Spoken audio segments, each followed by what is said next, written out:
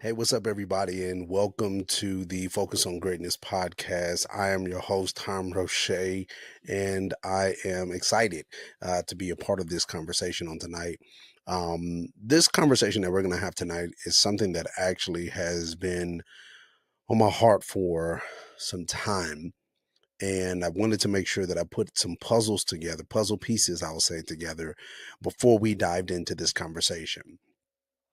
I want to prep it by asking you a question. Have you ever had a situation where you are either in some form of relationship in some form of way, and either in a intimate marriage relationship, friendship, boyfriend girlfriend type thing, and while you were in this relationship, there were certain things that happened in that relationship, either it might have been some things that we would consider, which we're going to dive in today, that would trigger you, or certain things that they would say, or certain reactions that would make you respond a certain type of way. It would make you kind of think about, in some sense, how you have been, it reminds you of something that you have experienced in your past. Well, if you are like me, I have had these moments. I've had these moments where I call it relationship PTSD.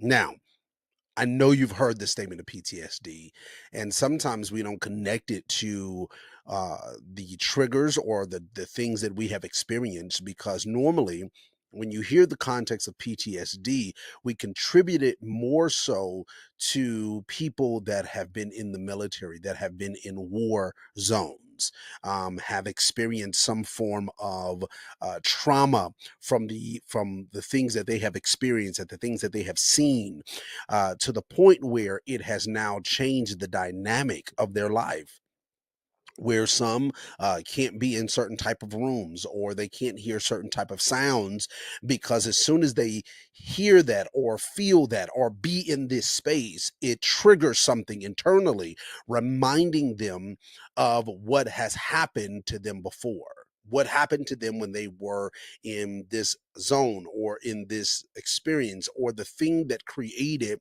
the trauma in their lives. And so what I believe is that there's this thought process, or this thing, when it comes to even reference to us, that we can have relationship PTSD. And that relationship PTSD is the same context, where it might not have been a war zone where you had bullets and stuff like that, coming at you in that form of way of life, but it might have been from words. It might have been from someone's actions. It might have been from how someone had treated you, or an experience that you had in that type of relationship, that has now put you in a position where now you have PTSD. Now, for those like myself that sometimes don't know what these words or these abbreviations mean, let me just give it to you. PTSD means post traumatic stress disorder. So, post, meaning talking about your past, you had a past traumatic experience that has now brought in stress. And so every time you have a scenario that triggers you, it brings upon that stress from that past experience. So we can all probably attribute or state and say that we have had some form of trauma in our lives, in relationships, and in that trauma or that experience and that negative context that we have had in our past life, it has then gave us what we would consider in this statement as being triggers. Now, I like sometimes to define what these words is, because sometimes we use these words but we don't know what they mean. It just sounds like a good word to be able to use because we've heard them in these contexts, but we don't sometimes know what they actually are defined as. So let me define this word trigger. The word trigger means to cause an intense and unusual negative emotional reaction in someone. I'm going to read it again. To be triggered, the word trigger is to cause an intense or an unusual negative emotional reaction in someone. So let me ask you, what triggers you?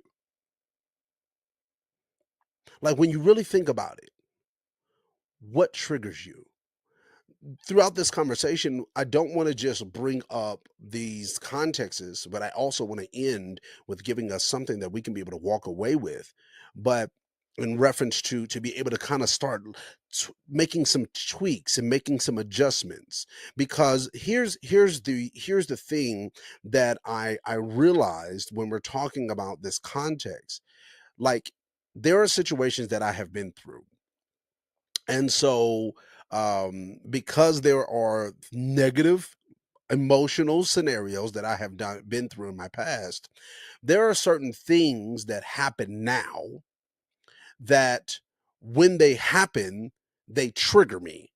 What they trigger is they are triggering again the intense or unusual, or usually a negative emotional reaction. They're triggering or bringing out of me some form of negative emotional reaction in that time, but the trigger is because of something that I have experienced from my past. And in this trigger, it's bringing up the same effect of when the first offense actually happened. Now, reality is sometimes the person that is triggering me, majority of the time, is not the person that brought the first offense. So let me say it this way. So if you are rocking with us, which I believe you are, on the Greatness Tribe, and you're being a part of these, everything that we're bringing to the table, and being a part of the book of the month that we've been reading and going through each book, which these books has been powerful. And if you haven't been reading them or haven't been connected, make sure that you check out the book of this month, which is called The Mountain Is You. A very, very powerful book that I promise you will change your life. But in that book, we talked about this past Friday. This statement that I wanted to be able to bring up because I believe it goes with this context of where we are. It says this: your mountain is the block between you and the life you want to live. Facing it also the only path to your freedom and becoming. You are here because a trigger showed you to your wound. So let's pause here. So when we are triggered, our trigger reveals the wound. Now, what has probably happened in our lives is that we have been triggered so long, and we have been just doing it and looking at these things as triggers, and then we'll distance ourselves from the person, or we will not communicate about it, or we'll just be angry, we'll be frustrated, we might shut down. We have different ways that people respond when they become triggered.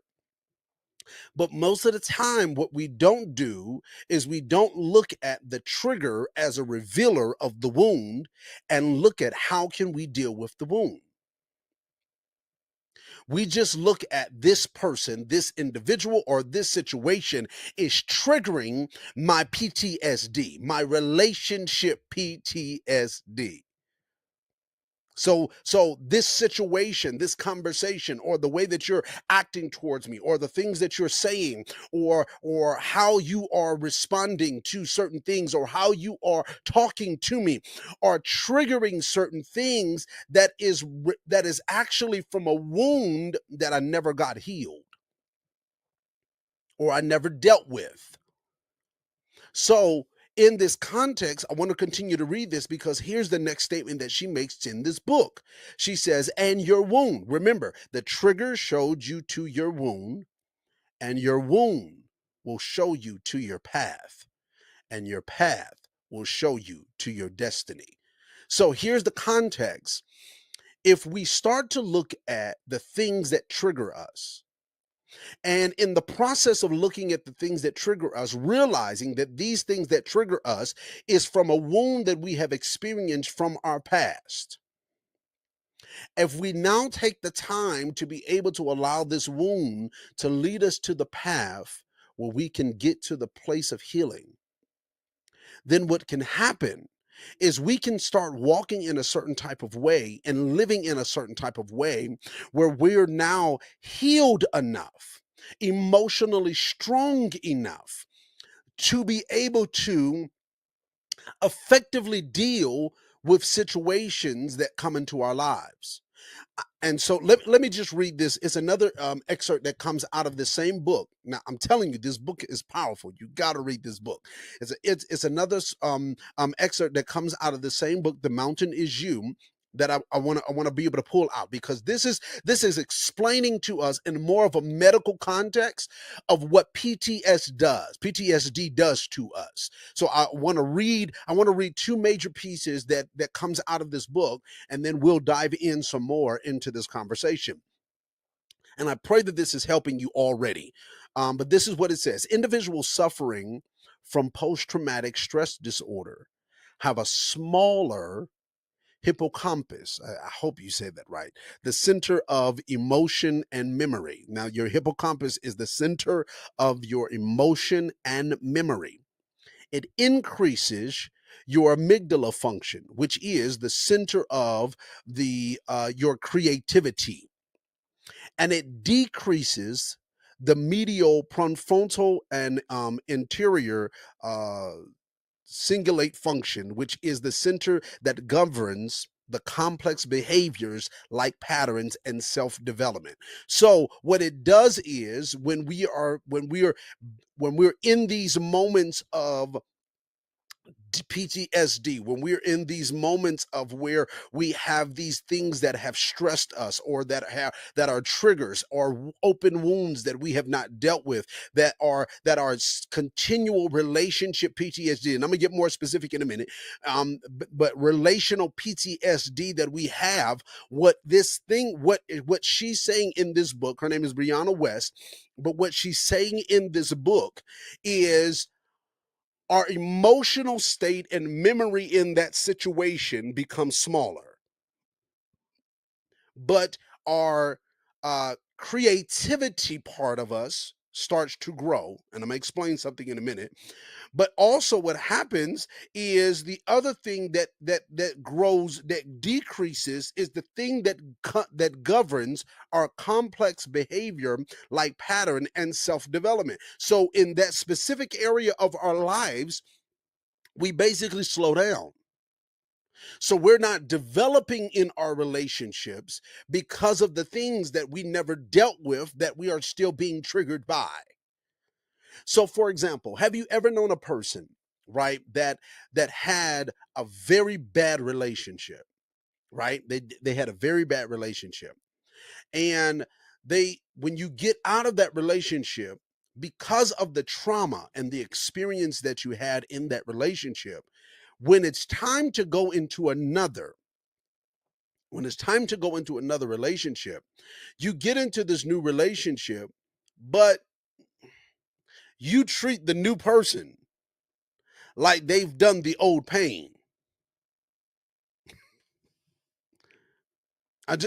Let's be honest, where you see this majority is because there might be something very small in that relationship that ends up happening, but because they have relationship PTSD, that small thing that happened triggered that individual.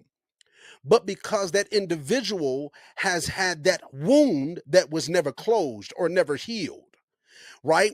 Now, what happens is they have never developed in that specific place. They've never been able to walk in certain spaces. They've never been able to develop in that area. So now what's happening is anything that reminds them of the pain triggers them, and they treat that individual as if they're the ones that did the wound, but they're not. This new relationship is what is only triggering something that reminds you of a wound that was never healed. So you never developed in that area. So that's where we come into certain relationships, where in these relationships the person comes in with a major trust issue. Now, they don't have a trust issue per se with you because you never gave them anything to not trust you. That the reason why they walk into the relationship saying, I have a struggle with trusting, is because they still have never developed from the last time they trusted somebody and they hurt them. So they're never developing, they're never getting walking through that. Now I'm not saying as a blanket statement, let me just clear this. What I'm not saying is there are certain traumas that are difficult to be able to get over. There are certain traumas that people go through that they need some extra assistance in walking that journey out. They can't develop in that area by themselves. We're going to talk about this a little bit later.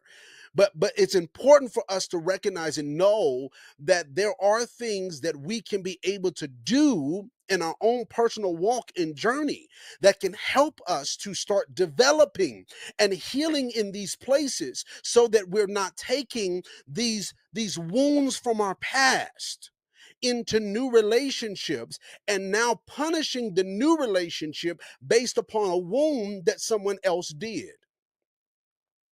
Because again, what you're showing is you have relationship PTSD. Now, let me continue on this. This is something that she continues on or says in this that helps this part. Um our brains stop processing memory fully, leaving us with fragments of what happened, sometimes contributing to the feeling of disassociation. Our ability to manage a range of emotions decrease. We become stifled and stuck, have trouble planning for the future, and our self development and actualization come to a halt. This should clarify exactly what I'm saying. So, if you ever ask someone, some if you ever ask somebody, when you are, and even yourself, when you ask yourself about a trauma that you experienced in a relationship, somewhere in your relationship or past relationships, in some form of way, this could be all the way back to parent relationships. That's why I didn't say specifically marriage, or these, any type of relationship brings some, can have the ability to bring some form of trauma. So, in that relationship or in that situation that happened, if you start to communicate how you felt or what happened or what you remember about that situation, sometimes it's in parts. It's like little pieces. It's like pieces of a puzzle, but they're not, the puzzle pieces are not all together. They're just pieces of the puzzle. That's what she's saying here. It leaves us with fragments of what happened. And majority of the things that we remember of what happened in that situation, in that relationship in general, is the things that brought the pain. We remember those moments that brought on this trauma. And like she says, and sometimes it's contributing to the feeling of disassociation. Like we're so disassociated with the scenario is because of the result of these puzzle pieces that we remember in the situation. So let me pause, and I'm gonna share something with me. So I had a situation where, I mean, I was extremely hurt, extremely hurt by some people that specifically that I looked up to, right? And because of the pain that I felt, there was a certain memory or a certain picture that I had of how this went down, right? How this situation went down, how certain circumstances went happened, and how certain conversations was said, and how I was treated, and how I felt in those moments. Like, all I had a picture, these fragmented pictures of what happened. And so as I was going through the process of trying to heal, walk through the process of healing from this traumatic experience that I had, what I started to see was, one, how I felt in that moment was real, just like with you. how you felt with that traumatic experience or that experience that has constantly triggered you. It's real. It was a real feeling. And then when I started to realize is that when I started to talk about the picture, when I started to talk about what happened and the stuff that I experienced and, the things that I was remembering, I remember that some of those conversations was actually facts, but it was also leaving out pieces. Now, I'm not saying that the pieces that I left out were not important. What I am saying is the pieces that I was leaving out in those memories of mine was because those pieces did not contribute to the pain. So the things that I was remembering was the in that scenario and in that specific space and time was the things and the negative experience that I had that brought on this trauma, brought on this pain that has made me become triggered. So now, before I start walking through the process of really healing from that, when I would have encounters with different people in leadership or in different roles of people that I was looking up to, when I would hear certain phrases or see certain actions, it would automatically trigger me. It would trigger me because again I had this open wound that I had not dealt with. I hadn't dealt with this wound. So they would trigger me, and then I would be in a certain emotional space. I would either shut down, I would become very angry, I would distance myself from that individual or from that situation, all because I was so triggered by what they said or what they did. But remember, again, them triggering me only reveals the wound. This individual did not cause that wound.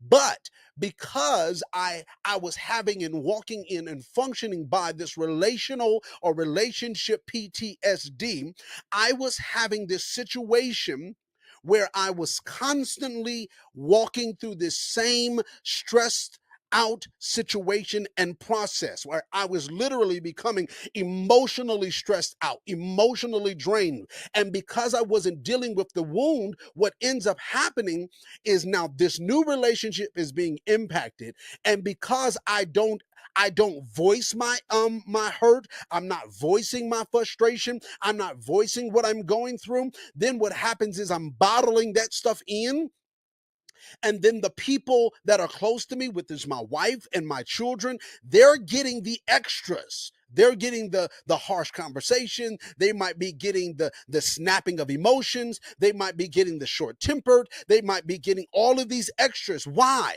Not because they did something wrong, but because a person triggered a wound that I have not healed from. And so, where I want us to be, where the reason for this purpose of this strong conversation is because what I want us to do is I want you to be where you see yourself. Don't you see yourself being having a happy and effective relationship? Don't you see yourself being able to be happy in life and enjoying your life? Don't you see yourself being able to be at peace and not so stressed out and not here's the context, not easily triggered, because again some of these wounds, they take time to heal, but in the process of healing, now since I recognize that there is a specific wound that is attached to my trigger, there are certain things that I don't allow to trigger me as easy. One, two, now there's certain things that do trigger me that I know how to conversate and communicate about because I recognize where that comes from. So now, because I recognize where it comes from, I can make adjustments. I can make adjustments in this specific relationship that I'm building. And now I can have real conversations to say, hey, listen, in the season that I'm currently in, that right there triggered me. And this is why it triggered me. Because I'm not fully healed from this. and I need to be healed. I want you to help me to walk through this.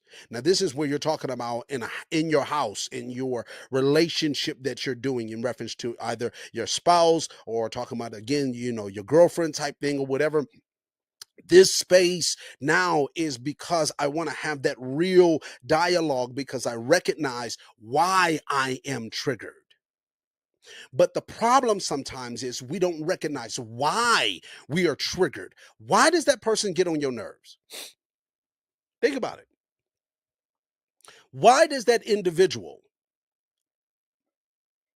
that did the same thing that the last individual did, that the last individual did, and the last individual did, why does that situation trigger you? Why? Why? Because there are certain people that I've talked to and even had conversations with about or listened to that they have a trigger where they can't listen to people that talk loud because it's a trigger for them. They recognize where the trigger comes from. That trigger comes from because when they were a child, their parents used to yell at them and it did something to them emotionally. So anything or anyone that elevates their voice, it automatically triggers them because of the wound of what that relationship did. So recognize why. Why does that trigger you? Why when that person says this or why when that person does that? Why does this trigger you? And let's trace it. Let's trace it to where the wound is so that we can start walking in this context of being able to be healed. So this is what I want to leave you with. We've been this is a very good conversation so far. Um, so this is what I want to give unto you three simple steps. I'm going to give you three simple steps to help us to be able to start the healing process from our relationship trauma. All right. I want to give us just three simple ones. The first one is this: acknowledge and validate your feeling. This is what we were just talking about. It's important to recognize your emotions and give yourself permission to feel them. Don't judge yourself for feeling hurt, sad, or angry. Don't beat your own self up because you feel mad. Don't beat your own self up because you feel sad or because you feel however you feel. Whatever that feeling that brings up when you are triggered, don't feel bad that you feel that way, but allow how you feel to lead you, to help be the guide in some sense, to be able to allow you to see, okay, this is how I feel. But let's ask the question why. Why do I feel this way? Again, I do want to say this statement because this is sometimes what happens. And with me, I have seen this with me that I I am able to not deal with the wound by making the trigger an individual. So no, it's this person that triggers me. And that's not true. That person doesn't trigger you. What that person did is what triggers you.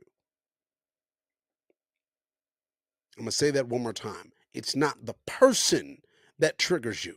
It's what they did that triggers you. So with me, I remember I couldn't see past the person that was doing, treating, talking, acting a certain type of way. And I mean, I'm telling you, it was one scenario specifically where this individual would do stuff, and I mean, it would make me so angry. It would make me so mad. But when I started to get to the place where I stopped looking at the individual, and I was forced in some sense by my mentor helping me with this to look past the individual and look at what he's doing. When you see what they are doing, that's what's triggering you. Now let's ask, why is that triggering you? Not why is he or why is she? No, why is that triggering you? because now we can get to the process and to the point and walk through these steps of where we can get to the place of where we can be start journeying to our healing. When we realize, why does that trigger you? Why does the way they talk trigger you? Why does the way that they act trigger you? Because it's not them, it's what they're doing that's triggering you. Okay, so that's the first one, is acknowledge and validate your feelings. Here's the second one, which I truly believe is vitally important in this journey, in the process of being healed, is seek support. Either that's reaching out to friends, family, or therapists for support.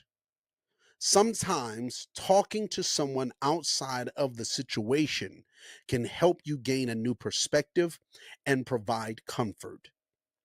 So for me, I know I say this a lot and I talk about this a lot, but for me, one of the main people that I talk to, that is my support system, is my mentor. And because of the type of relationship that we have, I'm able to communicate freely with him.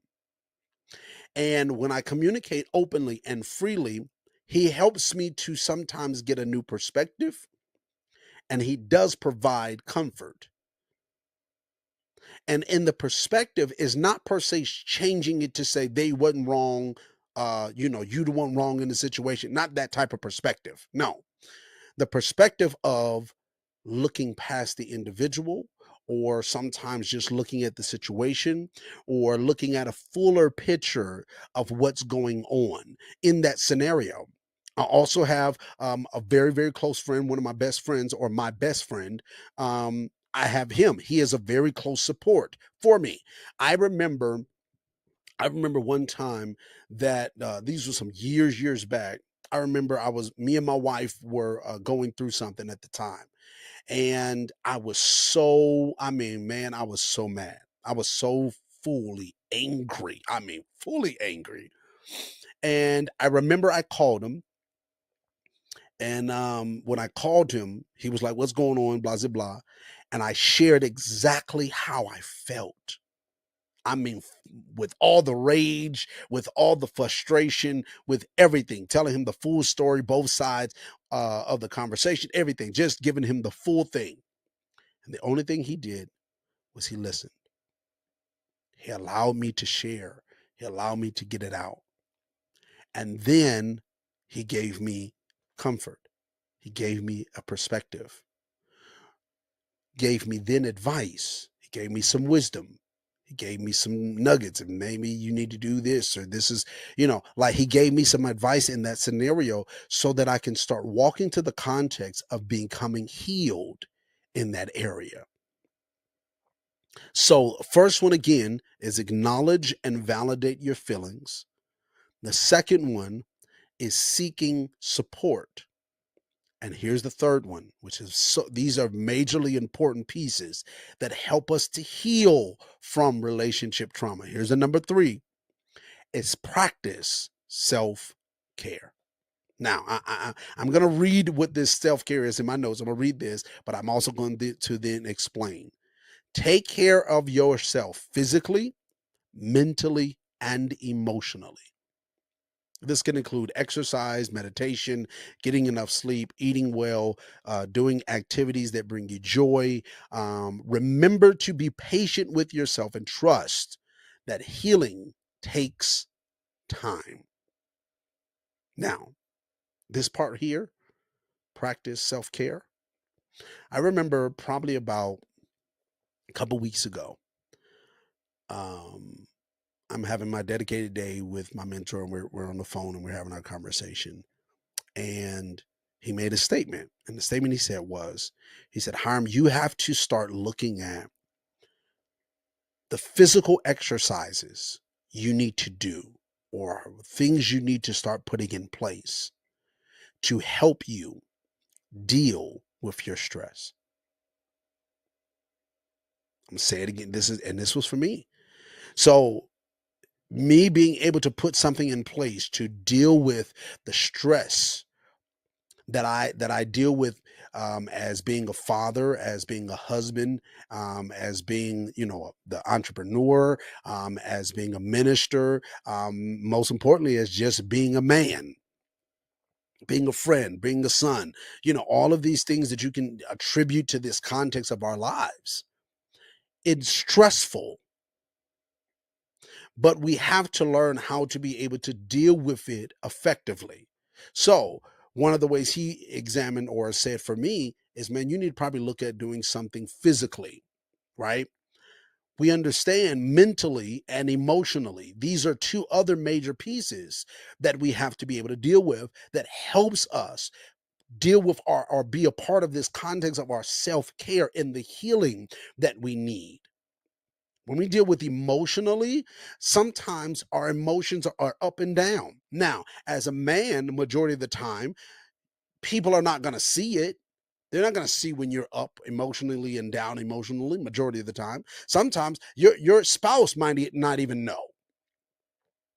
You know what I'm saying? Let's be real. Like, they might not even know when you're up and when you're down. They might think you're like this the whole time, just good every day. No, I'm straight. Everything's good. Like, they might think that, because why? Because emotionally, yes, we're going up and down, up and down. One day we're feeling good. The next day we might not be feeling good. Sometimes it might not. It might be in the same day. We wake up feeling good and go down going bad because of whatever stress or situation or things that we went through. And a lot of that is because we have not taken care of ourselves emotionally to make sure that we are emotionally strong enough to be able to deal with certain situations. I'm talking about me as well. So, but in this process of being healed, this is the journey that we're able to walk in, doing these things to take care of ourselves physically, mentally, and emotionally. So how that looks for you might be, in some sense, might be different from how it looks from me. So, for example, physically, right now, I've been on, I would say, a journey. Right, I'm on a little journey physically to get my physical physique and body healthy. Now, here's a statement that I heard. I believe it was on last week. As you can probably tell, I listen to not a lot of people. I have a very small amount of people that I listen to, but I listen to them consistently. And then I'm reading. I'm pushing myself, as just like I'm pushing you, to be able to read more, because that helps us to be able to gain the knowledge and the wisdom and the understanding that we need to be able to make our lives better. Right. So as I was listening to someone a couple weeks ago, they made a statement. Don't do the physical help, like trying to get yourself healthier, trying to, in reference to emotionally, like going to therapy and stuff like that. Don't do those things for them. Don't do it for, I want to do this because I want to be emotionally strong for my relationship. I want to be emotionally strong for my, for my job, or I want to do this because I want to be physically fit so that I can be able to do X, Y, and Z for them or for this. No, get to the point where it's self care. I need you to do this for you. So the journey that I'm on currently, I'm doing it for me. I need to be healthy. I want to be healthy. I want to look good. You understand me? I want to look good. And I understand that the way that I do this physically is I have to work out. So I push myself on this journey, on this challenge that I'm currently on. I'm on a journey or a challenge currently called 75 hard. Some people have heard about it. Some people, you might not have ever heard about it. You can look it up. I might find the link and put it in the show notes so you can be able to check it out as well. But 75 hard, and it's a challenge for me, but it's pushing me. It's making sure that it's pushing me so that I can take care of me physically. Now, emotionally, I'm actually seeing a therapist. And as well as I'm listening to the therapist, but I'm also reading books like what we're reading now, The Mountain Is You, which helps with me emotionally. I'm listening to a specific individual that helps me with my emotions. His name is Dr. Hart Ramsey. He deals with a lot of things, but a lot of stuff that he's dealing with is to help you emotionally. So I'm doing things to be able to make me taking care of Hiram, doing some self-care. And mentally, I'm making sure that I'm reading the right type of books. I'm trying to make sure that I'm listening to the right type of things. I'm making sure that I'm engaging in certain contexts where my so I can get my mind the way that it needs to be. So these things are important when we're talking about getting our health together, dealing with the healing part from relationship trauma. Now, your trauma might go back to when you were a child. And let me be honest, it might be very difficult for you to go back to that place emotionally by yourself.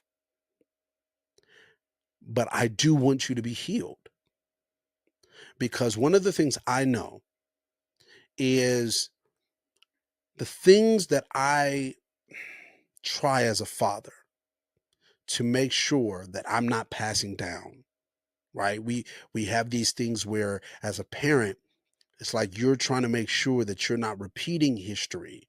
So there are certain actions you won't do. There are certain things that you're teaching your children that you per se might not have been taught or wasn't having the opportunity to be able to experience. And so you want your children to be able to have those different experiences in life that you didn't have, right? And sometimes that can be stressful, but those are things that you want to do. But I want you to also understand that even though you're trying to give them this new world that you probably didn't experience in your own personal life, you're also giving them some of your wounds that you haven't healed from. So, for example, my youngest, he is literally just like me. And I recognize that some of the wounds that I struggled with, some of the things that I dealt with that I did not heal from, I'm watching him struggle with.